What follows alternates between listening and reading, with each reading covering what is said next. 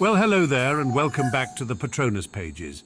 Today we will be doing a review and reading from one of my favorite fanfiction stories, Manacled. Now, as a warning, this is a darker story with adult themes. Here is the official premise. Harry Potter is dead. In the aftermath of the war, in order to strengthen the might of the magical world, Voldemort enacts a repopulation effort. Hermione Granger has an order secret, lost but hidden in her mind, so she is sent as an enslaved surrogate to the High Reeve until her mind can be cracked. This is the chilling premise of Manacled, a Harry Potter fanfiction by Sen-Lin Yu that has taken the internet by storm.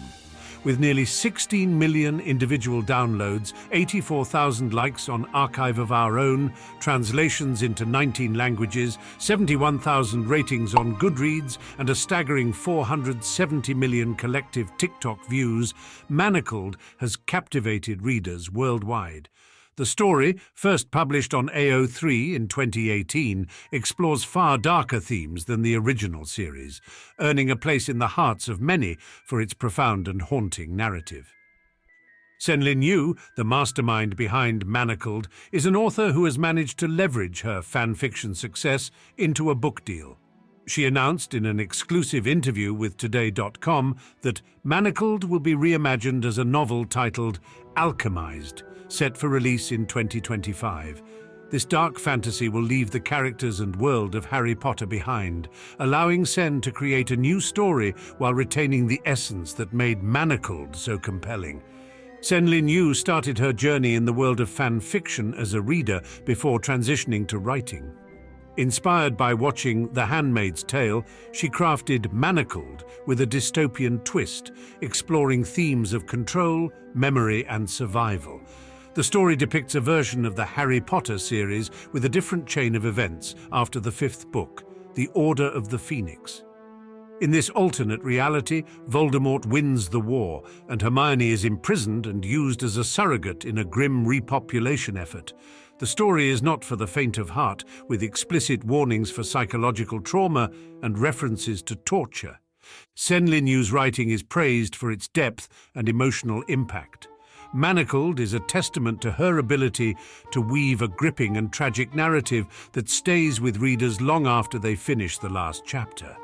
Despite the harrowing themes, the story has a dedicated fan base and has sparked discussions across various platforms. The story's impact is undeniable. On TikTok, readers share their emotional journeys, entering the story excited and finishing with tear-streaked faces. Sen's ability to evoke such strong reactions speaks to her talent as a storyteller. Now, on to the plot.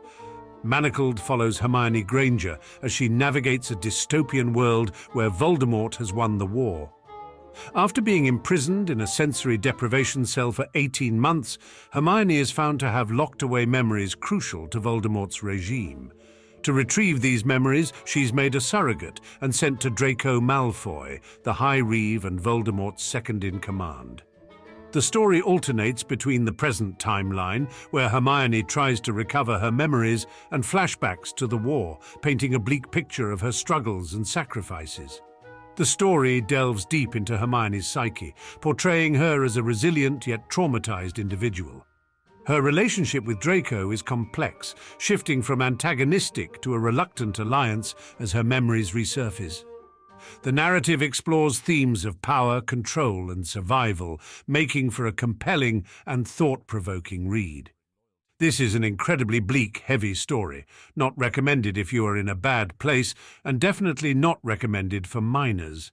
I think the rating explicit is often used as synonymous with sexy, but in this case, the FIC features not only explicit sex, but also explicit violence, sexual violence, and psychological violence. Manacled is a polarizing work, often considered a defining fan fiction for the Dramione ship. It borrows heavily from The Handmaid's Tale, creating a dystopian world where Hermione is stripped of her agency and forced into a brutal regime. Despite the heavy themes, the story is lauded for its intricate plot, emotional depth, and compelling writing. Sen-Lin Yu's ability to transform troubling tropes into a nuanced narrative is a testament to her skill as a writer. The story is not without its criticisms. Some feel that the manacles used to control Hermione are overly powerful, and the inclusion of muggle-born and half-blood surrogates seems out of place in Voldemort's regime. Additionally, there are minor plot points that remain unresolved. However, these criticisms do little to diminish the overall impact of Manacled. In summary, Manacled is a work of art that challenges the conventions of fan fiction. It is a tragic, compelling war story that leaves readers with a profound sense of loss and reflection. For those able to handle its dark themes, Manacled is a must-read that offers a unique and powerful reimagining of the Harry Potter universe. Now on to the story preview. I present to you Chapter 1 of Manacled. Hermione had long given up hope of seeing in the darkness. For a time, she thought maybe if she just let her eyes adjust, eventually some faint outline would become visible. There were no glimmers of moonlight slipping through so deep in the dungeons, no torches in the hallways outside the cell, just more and more darkness until she wondered sometimes if she might be blind. She had explored every inch of the cell with her fingertips. The door, sealed with magic, had no lock to pick, even if she had anything but straw and a chamber pot. She smelled the air in the hopes it might indicate something. The season, the distant scent of food or potions. The air was stale, wet, cold, lifeless. She had hoped if she just checked carefully enough she'd find a loose slabstone in the wall, some secret compartment hiding a nail or a spoon or even a bit of rope. Apparently the cell had never held an audacious prisoner. No scratches to mark time, no loose stones. Nothing but darkness. She couldn't even talk aloud to relieve the unending silence. It had been Umbridge's parting gift after they had dragged her into the cell and checked her manacles one last time. They had been about to leave when Umbridge paused and whispered, "Silencio." Prodding Hermione's chin up with her wand so that their eyes met, she said, "You'll understand soon enough." Umbridge giggled, and her cloying, sugary breath ghosted over Hermione's face. Hermione had been left in darkness and silence. Had she been forgotten? No one ever came. No torture, no interrogations, just dark, silent solitude. Meals appeared, randomized so she couldn't even keep track of time. She recited potion recipes in her head, transfiguration technique, reviewed runes, nursery rhymes. Her fingers flicked as she mimicked wand techniques, mouthing the spell inflection. She counted backwards from 1,000 by subtracting prime numbers. She started working out. It had apparently not occurred to anyone to restrict her physically, and the cell was spacious enough that she could cartwheel diagonally across it. She learned how to do handstands, spent what felt like hours doing push-ups and things called burpees that her cousin had been obsessed with one summer. She found that she could slot her feet through the bars of the cell door and do crunches while hanging upside down. It helped turn her mind off, counting, pushing herself to new physical limits. When her arms and legs turned to jelly, she'd slump down into a corner and fall into a dreamless sleep. It was the only way to make the end of the war stop playing in front of her eyes. Sometimes she wondered if she was dead. Maybe it was hell. Darkness and loneliness and nothing but her worst memories hanging before her eyes for forever. When there finally was a noise, it felt deafening. The screech in the distance as a long-abandoned door swung open. Then light, blinding, blinding light. It was like being stabbed. She stumbled back into the corner and covered her eyes. "She's still alive," she heard Umbridge say, sounding surprised. "Get her up, let's see if she's still lucid." Rough hands dragged Hermione from the corner and tried to pull her hands away from her eyes. Even with her eyelids squeezed tightly shut, the pain from the sudden brightness felt like knives driving into her corneas. She wrenched her hands back to press them over her eyes again, ripping her arms from her captor's grasp. "Oh, Merlin's sake," Umbridge said in a sharp, impatient voice, "overpowered by a wandless mudblood, petrificus totalis." Hermione's body stiffened. Mercifully, her eyes remained closed. "You should have been smart enough to die, Crucio." The curse ripped through Hermione's immobilized body. Umbridge wasn't the strongest caster Hermione had been cursed by, but she meant it. The pain tore through Hermione like fire. Unable to move, she felt like her insides were twisting into knots, trying to escape the pain. Her head throbbed as the pain built and built without any release. After an eternity, the pain stopped, and yet didn't. The curse was ended, but the agony remained coiled inside, as though her nerves were flayed. Hermione could feel her brain scrabbling to escape, to break free of the suspended agony. Just break! Just break! But she couldn't. Take her up for appraisal. Let me know promptly what the healer says. She was levitated, but the world remained a blur of sound and agony, so much sound. It felt as though the vibrations were grating across her skin. She must have been kept inside a barrier ward because suddenly the air exploded with noise and light. She tried to hold on by focusing only on the tap of footsteps, straight for 10 paces, a right, 30 paces, a left, 15 paces. Stop! One of the guards levitating her rapped on a door. "Come in," said a muffled voice. The door grated open. "Put her over there." Hermione felt her body drop onto an examination table. She felt a wand prod her. "Recent spell work?" "Immobilization and the Cruciatus," answered a new voice. Hermione thought she recognized it, but her mind was too awhirl with agony to place it. "While immobilized?" the healer sounded peeved. "How long?" "A minute, maybe more." A hiss of irritation. "We hardly have enough as it is. Is Umbridge trying to ruin them? Strap her down. She'll injure herself otherwise when I take the spells off." Hermione felt leather straps bind her wrists and ankles, and something was forced between her teeth. There was a wand tap on her temple. "You little witch, if your mind isn't already mush. This is going to hurt, a lot, but," he continued cheerily, "you will feel better afterwards. Finite incantatem." Hermione's world exploded. It was like being hit with the Cruciatus all over again. Finally mobile, her body recoiled, and she screamed and thrashed. The straps holding her down barely stopped her from arching backward as she writhed and rocked and wailed in agony. It seemed like an eternity before she could stop thrashing, long after her voice had given out. Her muscles still twitched violently, and her chest heaved with sobs. "All right, you can go now," the healer said as he prodded Hermione again with his wand. "But tell Umbridge if another one arrives like this, I will report her for sabotage."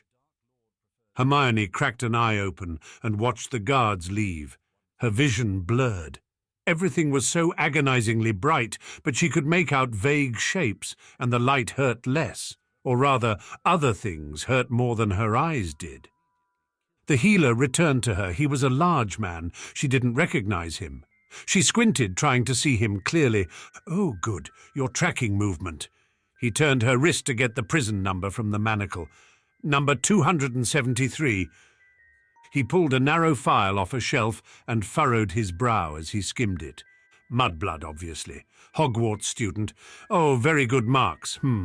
Unknown curse to the abdomen in 5th year, not a very good sign. Well, we'll see what we have to work with. He performed a complex diagnostic spell over her. She watched her magical signature float overhead, and various orbs of color arranged themselves along her body. The healer prodded them and scribbled notes. He was particularly interested in her abdomen, especially an orb tinged with purple. "What?" she rasped around the gag still between her teeth. "What are you looking at?" "Oh, a variety of things. Your physical health mostly. You're in remarkably good condition. Where have they been keeping you? Although none of that matters if I can't figure out this old curse you're still carrying." He worked in silence for several more minutes before chuckling. With a complicated flip of his wand and an incantation Hermione couldn't make out, she watched a dark stream of purple flame shoot into her stomach. Her inside suddenly started bubbling, and she felt something writhing alive among her organs, something crawling inside her. Before she could scream, the healer sent a red spell streaking into her. The writhing stopped, and it felt like something had dissolved inside her. "A miscast spell," the healer explained. "Someone wanted you eaten alive, but fortunately for you, their curse was incomplete. I fixed it and then cancelled it. You're welcome." Hermione said nothing. She doubted any of it was for her benefit. "Well, you're cleared. Eligible too. I think we'll get quite a bit of use out of you. although that cruciatus will probably require some therapy before you'll recover from it. I'll put in a note." With a flick of his wand, the straps around her wrists and ankles released. Hermione sat up slowly. Her muscles were still twitching involuntarily.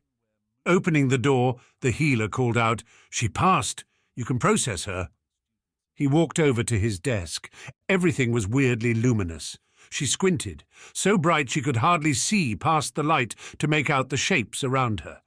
Reaching up with a shaky hand, she pulled the gag from between her teeth. They immediately started chattering. She realized that she was terribly, terribly cold. Too cold. The guard was approaching her, reaching for her arm to lead her away. She slid off the table and tried to stand. She wobbled. "See!" Was that her voice?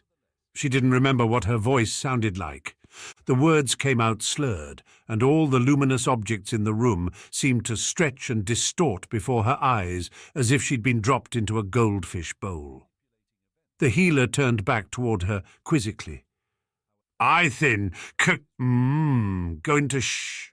The words couldn't seem to come out through her chattering teeth. She tried again. "Shh, spook." Darkness suddenly started seeping into the edges of her vision. All the luminous things faded until all she could see was the healer's concerned face swimming before her. Her eyes rolled back and she fell. No one caught her. Her head hit the corner of the table, hard. "Fuck!" swore the guard. Even sound seemed wobbly and distorted. The last thing Hermione remembered was that she thought he might be Marcus Flint. Regaining consciousness felt like drowning in oatmeal. Hermione wasn't sure why it was the first comparison that came to mind. She fought to drag herself to the surface, moving toward muffled voices, trying to make sense of them. 16 months in solitary confinement, with light and sound deprivation. By all counts, she should be entirely insane, if not dead. There aren't even any records on her, as if you dropped her into a bottomless pit. Look at this file. Prisoner 187 in the bed next door. Do you see how many pages there are? Checkups, blood reports, mental health sessions, prescribed potions. I even have pictures of her to see how she looked before you maimed her. This one here, nothing. She was recorded as being assigned to this prison, and then she vanished. No one has seen her. There isn't even any record of her eating anything. For 16 months, explain how this happened. There was a pause, and then Hermione heard, ahem-hem. Umbridge's simpering voice began wheedling. "There are so many prisoners here. It can hardly be surprising if one or two managed to fall through the cracks as Miss Granger did." "Miss Granger?" The other voice was suddenly horrified and stuttering. "As in the Granger? You knew it was her. You tried to kill her." "What? No, I would never. It is for the Dark Lord to decide their fates. I am merely a servant." "Did you really think our Lord would forget about a prisoner like Hermione Granger? Do you think he will be forgiving if he learns what you did?" "I didn't mean for it to go on so long. It was meant simply as a temporary situation. You don't know her. You don't know what she's capable of. I had to be sure she couldn't escape or reach out. The castle was still being rewarded. Then, by the time all the preparations had been made, she had slipped from my mind. I would never defy our Lord. The success of the enterprise our Lord has assigned rests upon your head and mine.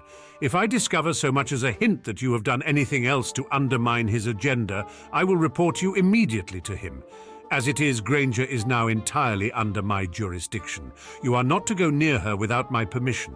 If anything else happens to her, by anyone else, I will assume you were responsible for it." But she has many enemies." Umbridge's voice wavered. "Then I suggest you oversee your prison carefully. The Dark Lord named her specifically in his plans. I will throw you before him today if that's what it takes to succeed. I have worked longer and harder to get where I am than you have, Warden. I will not let anyone get in my way. Go process the rest of them. The Dark Lord expects a report on eligibility numbers tonight, and I've wasted half my day fixing your mistake." A pair of footsteps faded. Umbridge's, Hermione thought and hoped. She cracked an eye open, trying to take in her surroundings surreptitiously. "You're awake." Not surreptitiously enough. She opened her eyes fully and looked up at the blurry outline of a healer standing over her. The healer leaned closer to study Hermione, and Hermione could make her out somewhat against the brightness, an older woman, severe, with robes denoting medical seniority. "So, you're Hermione Granger." Hermione wasn't sure how to respond to the comment. The overheard conversation hadn't shed light on what was wanted with her. She was important to some dreadful machination of Voldemort. She wasn't supposed to be dead or insane, and they wanted her healthy. They probably weren't supposed to torture her horribly again. She stayed quiet, hoping the healer was the sort who kept talking when people failed to respond. She was disappointed. "I'll have to ask you, since no one else seems to know. How are you still alive? How did you manage to stay sane?"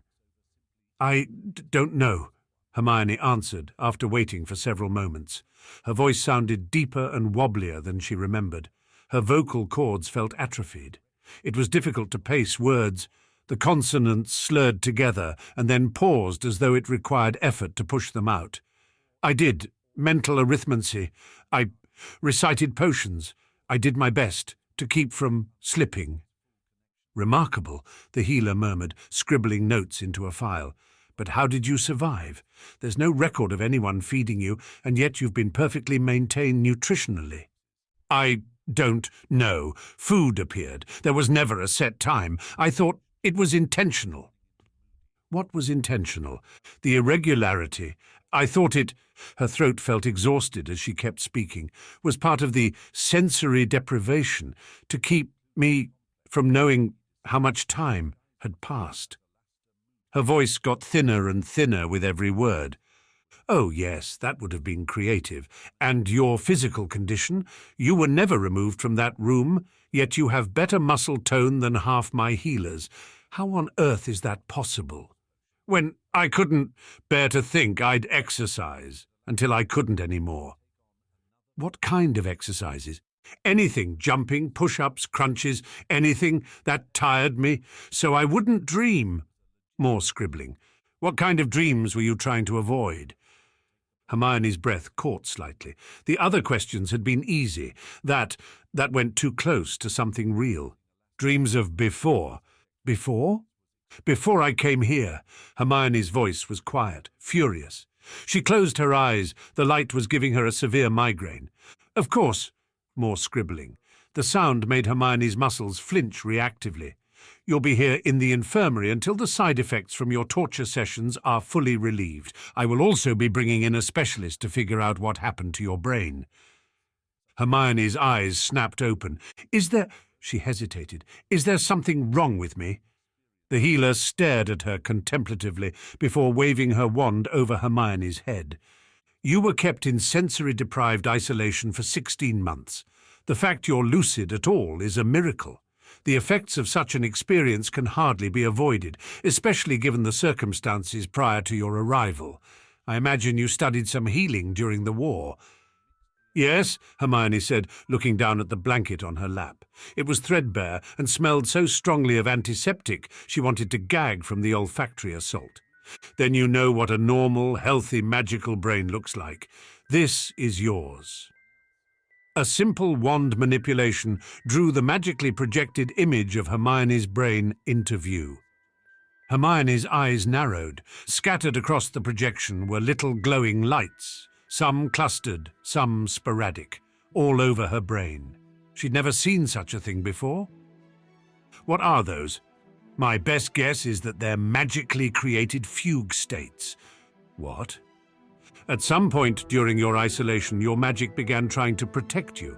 Since you couldn't express any magic externally, it internalized itself. You worked hard to keep yourself from, as you said, slipping. However, the mind is hardly equipped to handle such a thing. Your magic has walled off parts of your mind. As a result, it fragmented you somewhat. Normally a fugue is general, but these appear almost surgically precise, although mind healing isn't my specialty." Hermione stared in horror. "Do you mean I disassociated?" "Something like that. I've never actually seen anything like this before. This might be a new magical malady." "Do I have multiple personalities?" Hermione felt suddenly faint. "No, you've simply isolated parts of your mind. I think your magic intended to protect them from mental attacks, but by extension, it prevented you from accessing them." Hermione was reeling internally. "What, don't I remember? Well, we aren't entirely sure. You'll have to be the one to discover what you've forgotten. What are your parents' names?" Hermione paused a moment, trying to calculate if the question was based on seeking a diagnosis or potentially to extract information. Blood drained from her face. "I don't know," she said, suddenly feeling as though she couldn't breathe. "I remember I had parents. They were Muggles, but I can't remember anything about them." Struggling to tamp down on the panic rising inside of her, she stared imploringly at the healer. "Do you know anything?" "I'm afraid not. Let's try another question. Do you remember the school you went to? Who were your best friends there?" "Hogwarts, Harry and Ron," Hermione said, looking down as her throat tightened. Her fingers twitched uncontrollably. "Good. Do you remember the headmaster?" "Dumbledore. Do you remember what happened to him?" "He died," Hermione said, squeezing her eyes shut. Although the details felt fuzzy, she was sure. "Yes. Do you remember the circumstances of his death?" "No, I remember. He was reinstated as headmaster after it was confirmed that Voldemort you-know-who had returned." "Interesting." There was more scribbling. "What is it that you remember of the war?" "I was a healer. I was in the hospital ward. So many people I couldn't save. I remember losing. Something didn't work. Harry died. They hung him up off the astronomy tower and we watched him rot. They hung Ron and his family next to him, and Tonks and Lupin. They tortured them until they died. Then they put me in that cell and left me there." Hermione was shaking as she spoke. The hospital bed shook and made an angry creaking noise. The healer didn't appear to notice and scribbled more notes. "This is very unusual and interesting. I've never heard of a fugue state like this before. I'm anxious to hear what a specialist thinks." "Glad to be so interesting," Hermione said, her lip curling as she opened her eyes to glare at the healer. Now, dear, I'm not entirely callous. Look at it from a medical perspective. If there was anything in your past that would be logical for your mind to protect itself from, it would be the aftermath of the war, which you are clearly traumatized by. Instead, what did you subconsciously decide to protect? The identities of your parents and the Order's war strategy. Your magic didn't choose to protect your psyche. It chose to protect everyone else. That is very interesting."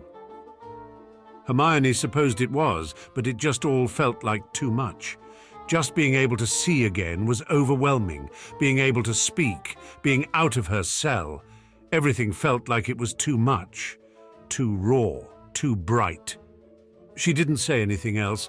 After a few minutes of scribbling, the healer looked up again. "Unless the specialist has an objection, you'll stay in the infirmary for a week for recovery before we process you. That will give you time to acclimate to light and sound again and undergo the therapy you'll need for your torture recovery and that concussion you got during your checkup." The healer started to walk away, but then paused. "I hope my saying this is unnecessary, but I suppose given your house and history, I should say it nonetheless. You are at a crossroads currently, Miss Granger. What will happen to you next is inevitable, but you have a choice in how unpleasant you force it to be." With that parting, advice? A threat? A warning? Hermione wasn't entirely sure. The healer disappeared behind the dividing curtain. Hermione glanced around at her surroundings carefully. She was still in Hogwarts. She'd been changed out of her prison clothes into a set of hospital pajamas.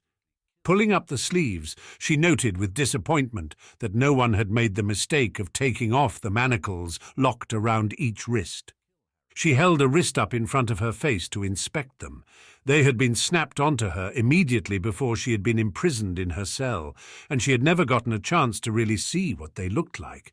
In the light, they simply appeared to be a pair of bracelets around each wrist. They shone like a new penny. They were copper-plated, as she had guessed. In the darkness of her cell, she had spent an untold amount of time trying to ascertain exactly what they were. The simple answer was that they suppressed her magic. How exactly they did so, and how she might get around them while blind and mute had taken much thought. When she finally admitted to herself that it was impossible to get around them, she began to figure out how they worked. She both hated and admired whoever had developed them. She was positive, by the way the copper conducted her magic, that they had a dragon heartstring core in each of them, possibly even taken from her own wand. The manacles felt specifically attuned to her. In her cell, during all her attempts to wield wandless magic, the magic slipped down her arms toward her hands to be cast, and then just dissolved when it reached the manacles.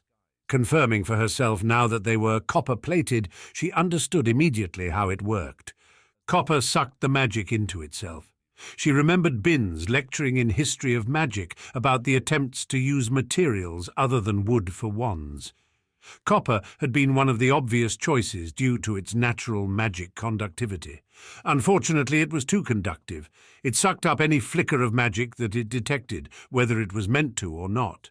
Spells exploded out of copper wands before a wizard could finish casting. They could barely touch the wands without having them go off. 2 blown-up wand labs and the loss of 4 toes convinced wand makers to try something other than copper. The core of the manacles, Hermione felt positive, was iron. The copper, paired with dragon heartstring, snatched up her magic and then deposited it into the iron core, where it was effectively neutralized. The ingenuity made her seethe. Iron manacles were common enough in wizarding prisons. They dampened magic enough to keep prisoners from casting anything powerful. It had always been impossible to fully neutralize a witch or wizard's magic with iron. They could always push a little bit of magic past it or just let it build up until a wave of accidental magic exploded from them. The copper solved that. With its eager conductivity, especially aided with a magical core matching the prisoner's wand, the copper sucked up almost every bit of building magic inside Hermione. It effectively made her a muggle. Chapter 2. Hermione, she heard someone breathe. Looking up sharply from her manacles, she saw a head poking through the dividing curtain. She squinted and stared. It was Hannah Abbott. A low gasp of horror escaped Hermione's lips. Hannah only had one eye. Her right eye was staring at Hermione, but her left eye was gone. There was a black, gaping hole in her head, as though it had been plucked out. Hannah's hand immediately darted up and covered the left side of her face. Sorry, it's always awful for people the first time they see it. What happened? Hermione forced the words out. She didn't know of any curse that removed eyes in such a manner. There were plenty of blinding hexes, but none with such grotesque results. Umbridge, she popped it out with the tip of her wand when I tried to escape. She made the healers keep it like this for effect. Hannah turned her head slightly away to conceal her face further. She got into trouble for it, though. Hannah lowered her face so that she was gazing at the floor. Her voice sounded as if she was somehow dead. She normally cuts off fingers now, if you're disrespectful, if you try to get away, if you look at her wrong.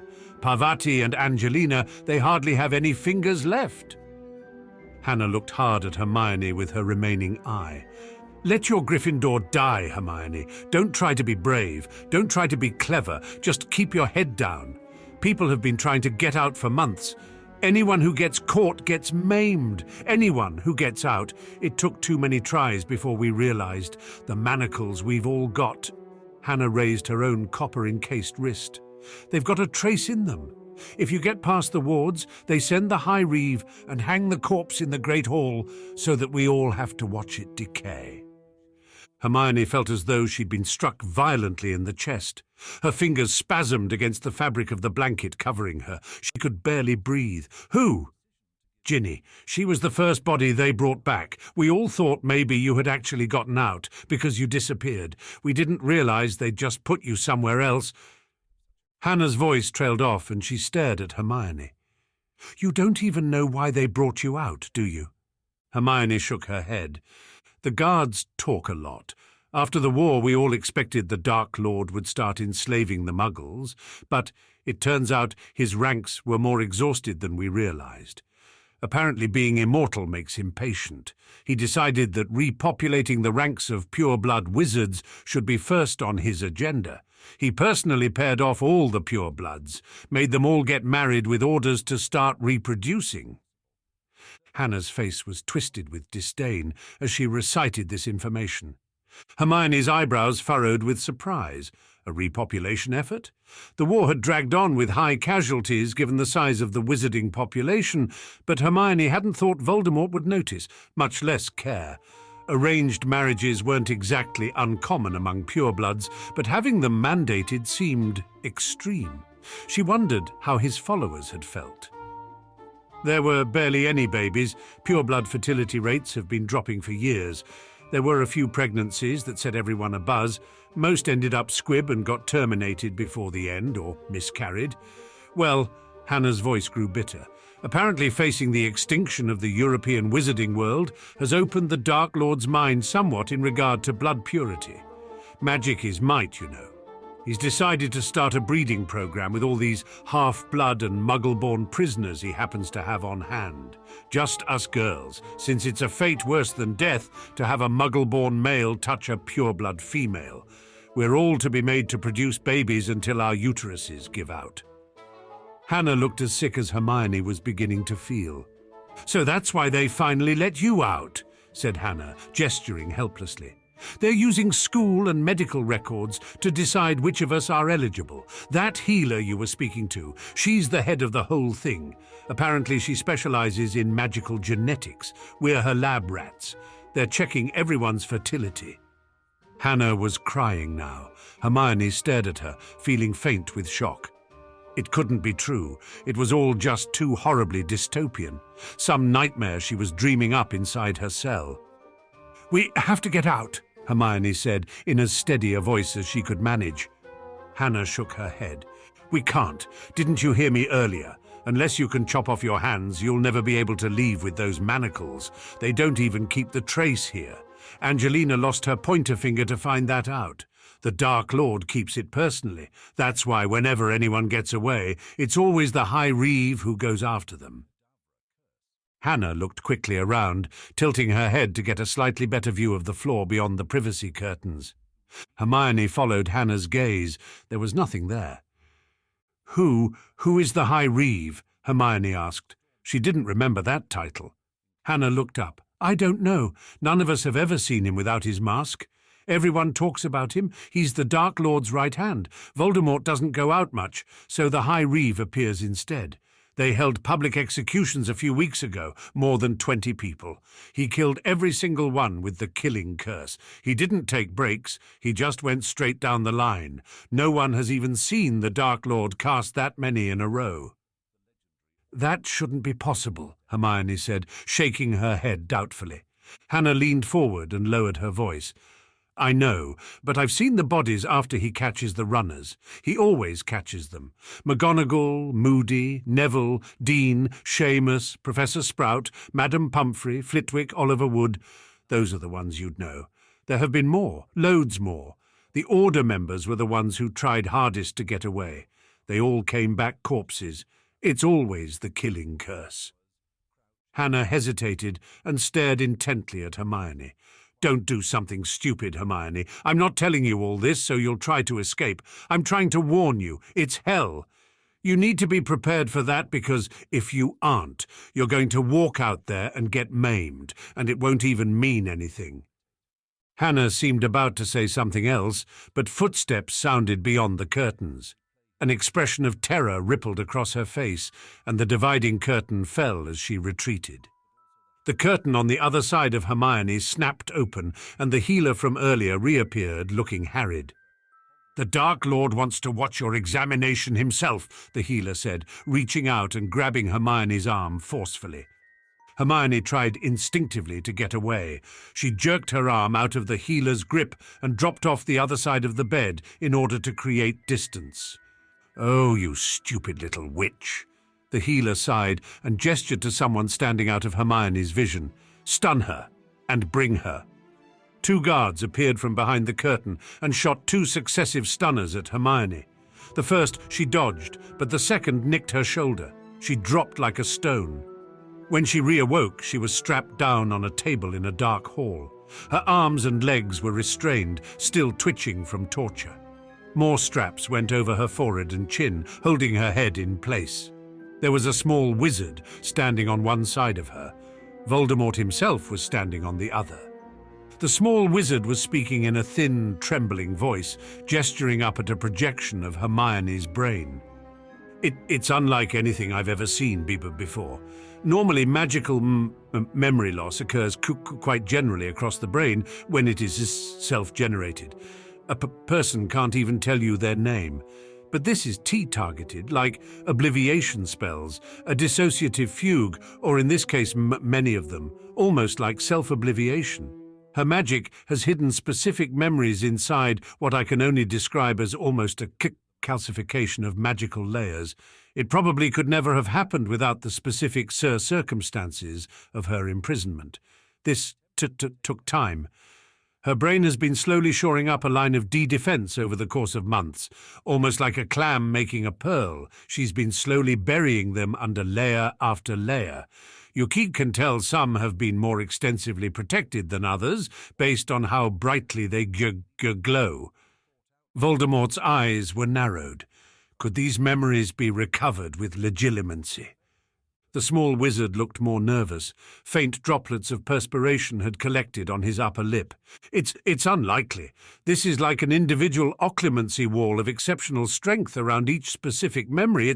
It's possible if the legilimens is sufficiently powerful. I like to think I am, Voldemort said, looking down into Hermione's eyes. She squeezed them shut instantly, but it was too late. She thought she might have known occlumency before. With her magic mostly stolen away, she had no ability to create a wall around her mind. Voldemort shot in like an arrow, burying himself deeply among her memories and then sifting slowly through them. It was as though her mind were being crushed under his. Her childhood, Hogwarts. He wasn't concerned with her locked memories of her parents. After fifth year, when everything grew hazy, his interest sharpened. He examined her memories of healing, all those bodies, all those injuries, so many people. The closer he got to the end of the war, the more memories were locked. He tried driving into them. He tried stabbing his way through the magic with sheer force. None of them would give away to his violent, insistent attacks. It was breaking her. The force was mind-numbingly painful, and somehow the pain continued to increase until it felt impossible that she wasn't dying from it. Hermione was writhing as she sought to get away, to escape the invasion. Screaming surrounded her and just kept going on and on and on. Finally, Voldemort withdrew from her mind, furious. She slowly became aware that the screams had been hers. By then they had been reduced to tiny mewling wails of pain past shredded vocal cords. Guttural sobs that kept choking out as her chest kept spasming from pain and she struggled to breathe. I do not like secrets kept from me. With Potter dead, there should be nothing left to conceal. What are you hiding? Voldemort hissed. His bony fingers seized her face and turned it so that she met his eyes. I don't know, she said. Her voice was rasping and broken, and she weakly tried to pull her jaw free from his hold. Call Severus and the Warden. She shall be punished for this, Voldemort said. He viciously probed Hermione's mind until she lay limp and barely conscious on the table. Umbridge arrived first, looking appropriately terrified. My lord, she said, dropping to the ground and crawling toward him. Crucio, Voldemort cast the curse, his fury evident in his tone. Umbridge screamed. She screamed and writhed on the ground. Hermione almost felt sorry for her. After several minutes, he finally stopped. Did you think, Warden, that following the letter, but not the spirit of my commands, would spare you? Umbridge only whimpered. I knew of your dislike for the mudblood, but I had hoped your obedience to me would be sufficient motivation for you to restrain yourself. Perhaps you need a permanent reminder. My lord. What is that punishment you're so fond of doling out among your charges? Knuckles, isn't it? Tell me, Warden, how many fingers will you have left if I take a knuckle for each month you spent trying to drive the mudblood insane? No! Umbridge's voice rose in a shriek. She was still shaking and spasming on the ground. Perhaps I should be lenient, Voldemort said, walking slowly toward her as she snivelled and grovelled at his feet. Your work has been mostly good. Instead of 16, I'll halve it. 8 knuckles as a reminder I said I wanted Potter's mudblood left fully intact. Please! Umbridge was pushing herself up off the ground, sobbing. Severus Snape swept into the room. What's wrong? Unable to endure consequences of your own devising? Voldemort sneered and waved a hand as he turned away from Umbridge. Take her away. Drop her back at her prison when you're done. 2 Death Eaters came forward and dragged Umbridge from the room as she begged and wailed apologies. Severus, my faithful servant, Voldemort said, turning toward the potion master, I find myself with a puzzle on my hands. My lord, Snape said, folding his hands respectfully in front of him and lowering his eyes. You remember the mudblood, I presume? Voldemort moved back toward Hermione, staring down at her and running a skeletal finger along his lipless mouth. Of course, she was an insufferable student to teach. Snape walked over to survey Hermione, who was still strapped down on the table. Indeed, and a good friend of Harry Potter, the boy who died, Voldemort said, caressing his wand lightly. She was also a member of the Order, as I'm sure you recall from your many years as my spy. When Potter died, she was captured, and I ordered her imprisoned, but left intact in case I ever had need of her. Unfortunately, the warden at Hogwarts saw fit to dole out her own punishment for past offences. She imprisoned the mudblood all this time in a cell under sensory deprivation. Snape's eyes widened slightly. Voldemort rested a hand on Snape's shoulder. According to the mind healers, the experience enabled the mudblood to lock away her memories, sealing them off from herself and from me, the identities of her parents, which is of no consequence. More vitally, a great many memories from the war, particularly near the end. This memory loss occurred after Potter died, after the war had ended. What is it that she would be hiding? There was menace in Voldemort's low, sinuous voice. He paused for a moment and then looked down at Hermione. Perhaps as someone who knew her during that time, you would have some insight into what is missing. Of course, my lord. Hermione found Snape's cold, bottomless eyes peering down at her. She didn't have any strength left to try resisting as he sank into her consciousness. He didn't bother with her early memories. He went directly to the war and swept through the memories quickly but thoroughly. He seemed to have specific categories he pursued: healing, potion brewing, order meetings, research, conversations with Harry and Ron, fighting, the final battle. Whenever Snape came upon a locked memory, he seemed to pause and consider its surroundings before trying to break into it. His invasion was dramatically less traumatic than Voldemort's, but Hermione was still weeping and shuddering by the time he finally slowly withdrew, her hands clenching spasmodically where they were strapped in place. Fascinating, he said, staring down at Hermione with a somewhat conflicted expression. Any insight? Voldemort's hand tightened on Snape's shoulder, and his tone was suspicious. Snape turned from Hermione and lowered his eyes. To be honest, my lord, the mudblood and I had very little contact during later years of the war. The order meetings I was privy to are all there. The little else I knew of her was that she was kept away from the fighting, acting as a healer and potion mistress. Those memories appear intact. I am at a loss as to what she could be hiding. If the Order had any remaining secrets left, I want to know them, Voldemort said, his scarlet eyes narrowing. Indeed, Snape said, his tone silken and demure. Unfortunately, most of the highly informed Order members are dead now, either during the final battle or from torture or escape attempts.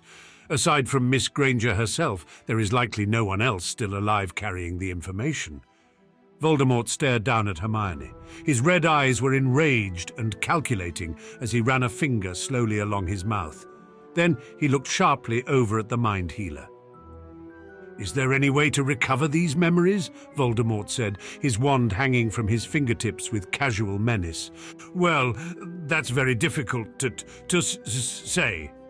The healer paled. It's possible. Now that the circumstances causing it have been removed, with time that they may restore themselves. What about torture? I've broken through to obliviated memories with torture in the past. The mind healer looked green. It might work, But there'd be no telling which ones you'd unlock. You might only get a few before she went insane. Voldemort stared speculatively down at Hermione. Then I want her watched, carefully, by someone who will know the instant they begin to return. Severus, I shall leave her in your charge. Of course, my lord. Snape bowed low. You object? Voldemort using his wand tip to force Snape upright. He tilted Snape's head back until their eyes met. Never. Your wish is my command. Snape's collected expression rippled under the scrutiny. Yet you have objections, Voldemort said, withdrawing his wand and turning back to stare down at Hermione. I am departing tomorrow for Romania, Snape said, to investigate the rumors of insubordination we have heard about. The trip, as you noted when you assigned it to me, will be a delicate task, complex and rigorous, even without the addition of a prisoner who requires careful monitoring. I am reluctant to disappoint you in either of these matters. He placed his hand on his chest and bowed again. Voldemort paused and seemed to be considering, resting his hands on the table beside Hermione and leaning over to study her. As he stood there, a movement on Hermione's other side caught her attention. The female healer in charge of Voldemort's breeding program had approached and was whispering a question to the mind healer. My lord, the mind healer said, stepping hesitantly closer. Healer Stroud has brought to my attention a point that may interest you. Yes? Voldemort's interest appeared negligible. He did not look up toward either healer. Magical pregnancy, my lord, Healer Stroud said with a proud smile. There are a few cases on record which indicate that such pregnancies have an ability to break through magical fugues. The magic of a child is compatible but dissimilar enough to its mother's to have a corroding effect on built-up magic. It's nothing conclusive, given the rarity. It's possible, however. Miss Granger has exceptional magical ability. You yourself noted this and wanted her included in the repopulation effort. If you leave her within the program, there is a chance that a pregnancy may result in unlocking her memories, but... She hesitated slightly. What? Voldemort looked up sharply at Healer Stroud, causing her to pale and flinch. You would be unable to inspect her mind during the pregnancy, Healer Stroud said, speaking quickly. Invasive magic, such as legilimency, carry a high risk of miscarriage. It's often so traumatic that it can result in permanent magical infertility. You would have to wait, even if you knew the memories were returning, until the baby was born, unless the father, who would share a familiar magical signature with the child, were the one performing the legilimency. Voldemort stared down at Hermione thoughtfully, his fingers sliding over his chest as though he were soothing an injury. Severus, my lord, the High Reeve is an exceptional legilimens, is he not? Indeed, my lord, Snape said. His skill is likely equal to my own. You had him trained quite carefully. His wife has been found magically barren, has she not? The question was directed toward Healer Stroud. Yes, my lord, she answered immediately. Then send the mudblood to the High Reeve. Let him breed and monitor her. Stroud nodded eagerly. I can have her there in 2 weeks. I want to ensure her condition and have her trained. 2 weeks. Until she's found pregnant, I want her brought in every other month, so I can examine her mind personally. Yes, my lord. Take her back to Hogwarts, then. Voldemort dismissed them with a wave of his hand. Hermione's body was still spasming slightly as the restraints on her were spelled off. She felt as though she ought to do something, spit, or refuse, or beg. Anything but just lie there while Voldemort casually delegated her off for breeding. Her body refused to cooperate. She couldn't do anything as careless hands dragged her up off the table and levitated her down a hallway. Chapter 3. The bed Hannah had occupied was empty when Hermione was returned to the hospital ward in Hogwarts. Healer Stroud poured a potion down Hermione's throat as soon as she was placed in the bed. The pain in Hermione's mind subsided slightly. She blinked, and the dancing black spots that kept obscuring her vision finally started to fade away. Hermione felt nauseous. Her insides were roiling and cringing, like she had poison inside that her body couldn't expel. She was still shaking. She wanted to roll over and curl into a ball, but she couldn't summon the strength to manage it. "Guard her with your lives. If anyone wants to touch her or so much as look at her, they will require permission from me," she heard Healer Stroud say.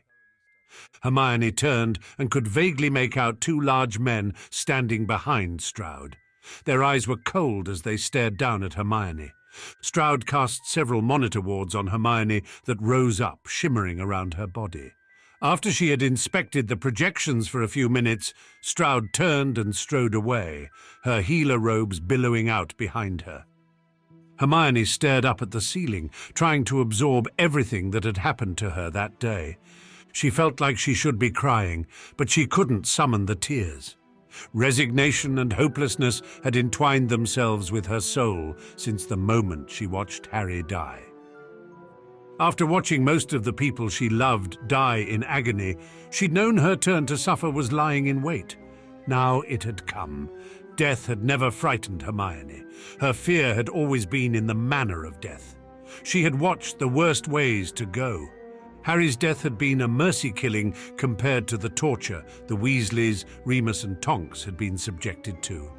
Lucius Malfoy had been standing mere feet from where Hermione was caged when he looked up at Ron and snarled, "This is for my wife!" Then he cast a curse that turned Ron's blood gradually into molten lead. Hermione watched as the curse slowly crept through Ron's body, destroying him from the inside out. She'd been helpless to do anything, helpless to spare him in any way. Arthur Weasley had been left permanently addled by a curse during the war. He cried, not even understanding why he was in pain or that he was dying. They had left Molly for last, so she'd watch all her children die. Remus had lasted hours longer than anyone else. His lycanthropy kept healing him until he just hung there, unresponsive. Finally, someone shot the killing curse at him out of boredom. The deaths had replayed themselves before Hermione's eyes so many times she would have thought that eventually the pain of them would ease. It never did. Each time felt just as sharp, just as fresh. A wound that would never heal. Survivor's guilt, she thought, that was the Muggle term for it. Such a paltry description. It didn't capture even a fraction of the breadth of agony in her soul. For Hermione, being bred by a Death Eater was a fate that had never even occurred to her. Being R-worded, the risk had been considered. This felt like R-word in slow motion. However, the situation was far more complex than simply that. Whatever she had hidden in her mind, it had been important, more important to her than anything else. She couldn't let it fall into Voldemort's hands. She wasn't afraid of having her corpse rot in the Great Hall. That fate was nothing compared to giving up what she was protecting, or compared to being R-worded and forced to carry a child that would be torn from her the moment it was born. Escaping, she realized, was likely a luxury she couldn't afford to pursue. The important thing would be to die quickly, before she could be stopped and kept from further attempts. She lay quietly in the bed and schemed. The days passed slowly. None of the prisoners brought into the hospital wing dared speak to Hermione, with the guards constantly beside her bed. Healers arrived several times a day to appraise and treat her. They took vials of blood and a bit of hair away for analysis. A therapist arrived to treat Hermione for the torture, for the tremors. Eventually, most of the intermittent spasming stopped. Hermione's fingers still tended to twitch spastically at unexpected sounds. She wasn't used to noise anymore. She remembered life being full of noise in the past, in classes, at meals, in the hospital ward after battles. Now any unexpected sound caught her off guard. The banging of a door or clatter of boots, the sound waves from them, they felt like physical sensations on her flesh. She'd twitch. The nervous mind healer came frequently with Healer Stroud to examine Hermione's brain and psychological condition. There were concerns about her overall stability. They'd cast simulation spells on her brain to see how she'd react to crowds, tight spaces, physical contact, gore. If she was going to mentally snap, they wanted her to do it in the hospital wing. Apparently, despite the twitching, Hermione was regarded as stable enough. When the most severe torture tremors stopped after 4 days of therapy, they decided she was ready for training. On the 5th day, she was released from the hospital wing. The guards took her straight to the Great Hall. There were rows and rows of chairs arranged facing the front of the hall. The chairs were filled with women dressed in drab grey dresses. Umbridge was standing on the platform in the front, speaking with saccharine cheer. She was dressed in a subdued shade of pink with a large pendant hanging from her neck. One of her hands was heavily bandaged. "You have been chosen to help build the future that our Dark Lord has envisioned. You have been granted the privilege of bringing it forth," she said, and simpered. "You are the few found worthy of it." Umbridge sounded mechanical, staring down at the girls with eyes glittering with hatred. The false smile plastered firmly across her face. Her eyes kept flickering up toward a corner of the room. Hermione turned slightly to look and saw 2 Death Eaters standing there unmasked, Corbin Yaxley and Thorfinn Rowell. They were watching Umbridge with expressions of bored amusement. "The Dark Lord has commanded that you be trained in order to fulfill your duties without fail. This is a great honor he has bestowed upon you. You do not want to disappoint him. You are important to the Dark Lord. Because of that, you must be protected from others as well as from yourselves." Umbridge's smile suddenly sharpened, showing a malicious edge. She gestured toward the back, and Yaxley and Rowell came forward. Umbridge turned to the prison guards lined up along a wall. "Stun them all. Be thorough about it." A few of the seated women cringed or tried to shy away, but most of them barely moved as guards started hexing them. The bodies slumped down in the chairs or fell forward onto the ground. Hermione was standing toward the back. She watched the girls fall. She recognized a handful of them: Hannah Abbott, Parvati Patil, Angelina Johnson, Katie Bell, Cho Chang, and Romilda Vane. Hermione thought some of the others might have been in the older and younger years in Hogwarts. There were a few slightly older women too, although no one who appeared over 30. There were nearly 100 of them. Umbridge saw Hermione standing toward the back. "Stun her too," Umbridge said, glaring venomously at Hermione. They hesitated. Healer Stroud appeared from the periphery of Hermione's vision. "Do it," she said, with a sharp nod of approval. Hermione was knocked out before she could brace herself. "Renovate." Hermione sat up groggily. She'd been moved and found herself lying beside the rest of the girls. They were laid out in rows. Some were still unconscious, and the guards went down the line waking them.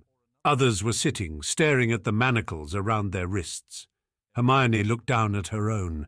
The magical bracelets looked different, a bit wider, and now without any clasp. A perfect circle of copper wrapped around each wrist. "Property of the High Reeve" was engraved into the shining surface of both of the manacles. Of greater concern to Hermione was the cold object beneath the metal that she could feel pressing slightly against her inner wrists. The manacles were so closely fitted she couldn't peer under to discern what it was. It was clear. The reason they had been stunned was in order to remove and replace the manacles, presumably with something worse than what they already had been. The clock on the wall indicated that hours had passed since the stunning had started. Whatever the process had been, it had taken time. A large table had appeared in the Great Hall, covered with weapons. It couldn't have been a more obvious trap. Everyone stood cautiously and just stared. "Come forward," Umbridge said in a coaxing voice, beckoning from beside the table. "Come on, come see." No one moved. Umbridge looked disappointed. She had clearly hoped someone would be foolish enough to rush toward the table and try arming themselves. "You there, come here." Umbridge pointed at a girl in the crowd. Hermione thought the girl might have been in Hermione's year. Mafalda, she thought, from Slytherin. The girl obeyed slowly, cringing in apprehension. "Lift something up," Umbridge ordered her. Mafalda reached forward slowly, but when her hand got within a few centimeters of a knife, she abruptly snatched it back with a cry. Umbridge smiled in triumph. "Everyone now, come reach, see what happens." The women all shuffled forward reluctantly. Hermione approached in growing dread, her mind speculating. There must have been a barrier charm added to the manacles. something that prevented them from getting close to certain objects. She extended her hand from a considerable distance and approached slowly. When her fingers were within 10 centimeters of a dagger on the table, a burning sensation began enveloping them. She pulled her hand away bitterly. Her options, if she needed to resort to suicide, were suddenly dramatically limited. She surveyed the various objects: crossbow bolts, knives, swords, axes, kitchen knives, letter openers, even large steel nails. The spellwork to create the punishing barrier appeared to have been comprehensive. She catalogued each item carefully. That couldn't be all the new manacles did. Inlaying a barrier charm was simple enough magic. There was something more complex about the new set. Hermione looked down and fidgeted them again. These new bracelets will keep you safe and ensure the households you are sent to can take good care of you. The head of each household will carry a charm that allows them to always find you and know if you are ever in any danger. Given, Umbridge smiled sweetly, the dangerous, volatile nature common among muggles, they will keep you from committing any acts of violence on anyone, including yourselves. They will help you to unwaveringly obey the Dark Lord in this generous opportunity he has given you. Several women were audibly sobbing. These are such important wizards that you will be serving after all. We don't want any mistakes or accidents inconveniencing them. A barrier charm, possibly some kind of compulsion spell, and paired with a monitor enchantment, that was what Hermione felt under the manacles, a monitor piece, tracking her physical well-being. Monitor enchantments were commonly used in the psych wards of hospitals to alert healers when patients were likely to injure themselves or act out. It tracked heart rate and hormones, picking up spikes and surges. Complex ones even tapped slightly into the consciousness. It wasn't mind reading exactly, but it gave an impression on the wearer's state and inclinations. Trying to commit suicide or escape without any type of weapon, trapped under a sort of compulsion spell, without any mental indication or spike in heart rate, it would be nearly impossible. Hermione stood frozen in the great hall as she absorbed it. The days merged together into a haze of dread. They were trained. Umbridge would hold what looked like a small lantern and issue an instruction. When she finished speaking, the lantern would glow slightly and the manacles would grow warm as magic sank in, ingraining compulsions into their minds. It was done gradually. It seemed that each instruction needed time to take root in their psyches, to mold their behavior. You will be quiet, you will be obedient, you will not hurt anyone, you will not offend the wives, you will not resist when bedded. After being bedded, you will not move for 10 minutes. You will do everything to get pregnant quickly and produce healthy children. You will not have sex with any man but the one designated. As the days passed, Hermione could see the effect of the instructions on the other women. They grew quieter and quieter. During the first few days, there were hushed whispers at night. By the third day, the rooms were mostly quiet, aside from the muffled sobbing. Hermione was kept slightly apart from all the others. There was always a guard flanking her. Umbridge stayed far away from Hermione, although her eyes would flash toward Hermione in triumph each time a new compulsion was laid. Whatever the dark magic being used to enable the compulsion spell was, it was delicate. With each new instruction, the healers would sweep in and run diagnostics over the girls. One day, one of the girls abruptly snapped and stood up screaming. She seized her chair and whipped it up into the air before smashing it down onto the woman beside her. By the time the guards had stunned the screaming girl and dragged her away, the woman's shoulder was shattered. There may have been further instructions planned, but after that event, Healer Stroud decided that what had been programmed with was sufficient. Hermione lay in the dark each night and plotted. If she couldn't escape, her best hope would be of dying at the wand point of the High Reeve. He was, from what Hermione had been able to gather, very quick to murder. If she could provoke him to act without thinking, he might kill her before he could stop himself. If she succeeded, Voldemort might then kill the High Reeve, making the world a better place by far. She would have to be quick about it, clever. If he were as good a legilimens as Snape claimed, the High Reeve would find the intention in her mind. Perhaps it wouldn't matter. Someone so hate-filled, they were probably far quicker with their emotions than their reason. She could use that to her advantage and draw a noose around both their necks. "Strip!" Umbridge said several days later. Hermione wasn't sure if it was the compulsion or merely the futility of resistance that caused her to obey automatically. Probably both. She, along with the rest of the women, unbuttoned her drab grey dress and pulled off her undergarments. They stood shivering in the cold room. There were 72 of them left. 20 had been pulled by Healer Stroud out of concern they'd snap like the screaming girl had. They all stood nude but for the shining copper bracelets on their wrists, folding in on themselves to hide their bodies from the leering appraisals of the guards. "Dress in these." With a flick of her wrist, Umbridge unfurled a large pile of clothing, bright scarlet dresses and robes, red as blood, no undergarments. Hermione was thin enough that she barely missed having a bra, but the lack of underwear was keenly felt, like a raw nerve. "And these for the winter chill," Umbridge said, smirking, as she unfurled another pile of clothing. Wool thigh-high stockings. Then Umbridge added a pile of white bonnets and scarlet flat-soled shoes. Hermione put everything on. The bonnet was last. The wings of it blocked her peripheral vision almost entirely, muffled her hearing. She could only see straight ahead. If she wanted to look at anything to the left or right, she had to turn her head overtly. It was all carefully crafted to engender vulnerability. They could barely see, barely hear, couldn't resist, couldn't refuse, couldn't escape. Their well-being would rely entirely upon endearing themselves to whomever owned them, so they would be pliant. "If you leave the home you have been assigned to, you are required to wear these bonnets. You are not to be looked at," Umbridge commanded. "This is the end of my training for you. I cannot wait to see the children brought forth." Umbridge's eyes were locked on Hermione's face, the hatred in them so thick Hermione could almost feel it glazing on her skin. Umbridge smiled a cold, gleeful smile and then turned and left.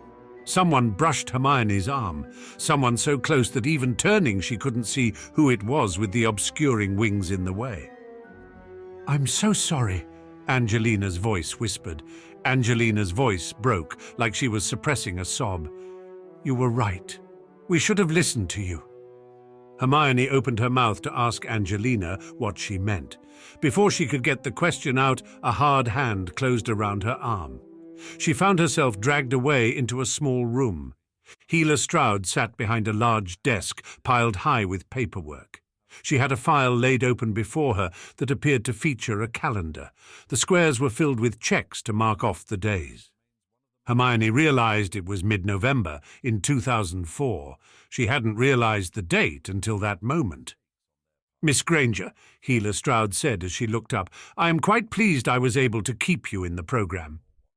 Hermione said nothing. She stared woodenly at the woman before her. "I realize that you did not choose this, but given the side you chose in the war, surely you're pleased to have your magical abilities acknowledged." Stroud studied Hermione, her eyes bright and her expression strangely warm. "There will be no more Sacred 28 after this. Future generations will simply be magical. I'm certain you can see the advantage to it." Hermione stood there, marveling internally at the twisted logic the woman before her employed to clear her conscience. It took her several seconds to realize that a reply was in order, judging by Stroud's expression, expected.